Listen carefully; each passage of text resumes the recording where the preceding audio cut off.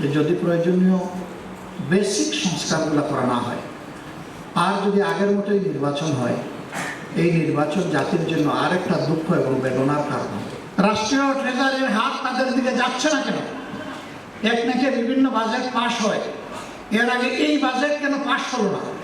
আগামীর একটি দুর্নীতিমুক্ত মানবিক বাংলাদেশ গড়ার ক্ষেত্রে আল্লাহ যদি আমাদেরকে কবুল করেন,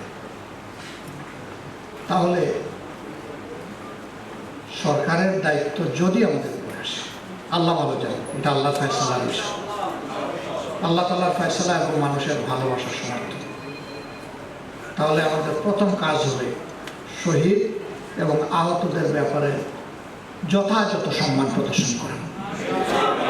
এটা মুখের শুকনা কথায় চিড়া বিজানো নয়।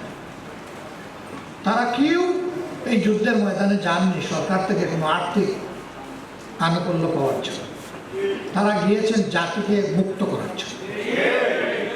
যারা জীবনের কোনো চাহিদা ছাড়াই এইরকম গিয়েছেন, তাদের ব্যাপারে এত হিসাব নিকাশ আবার কিসে? রাষ্ট্রীয় ট্রেজারির হাত তাদের দিকে যাচ্ছে না কেন? এক নাকি বিভিন্ন বাজেট পাশ হয়, এর আগে এই বাজেট কেন পাশ হলো না?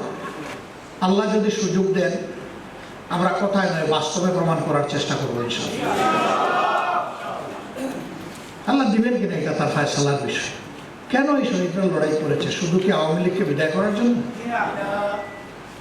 বরঞ্চ দেশটাকে জুলুম মুক্ত করার জন্য, আবর্জনা মুক্ত করার জন্য।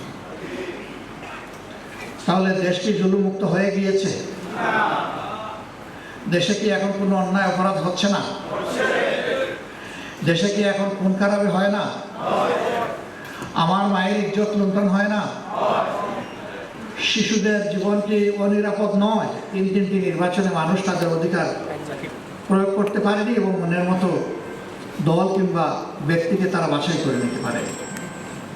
আমরা আশা করি আগামী বছরের প্রথমাংশে এই নির্বাচনটা অনুষ্ঠিত হবে এবং হওয়া উচিত। এর সাথে আমরা এটাও বলেছি যে যদি প্রয়োজনীয় বেসিক সংস্কারগুলো করা না হয় আর যদি আগের মতোই নির্বাচন হয়, এই নির্বাচন জাতির জন্য আরেকটা দুঃখ এবং বেদনার কারণ হবে।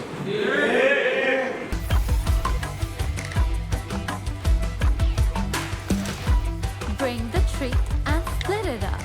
It's way fun, fast and smart.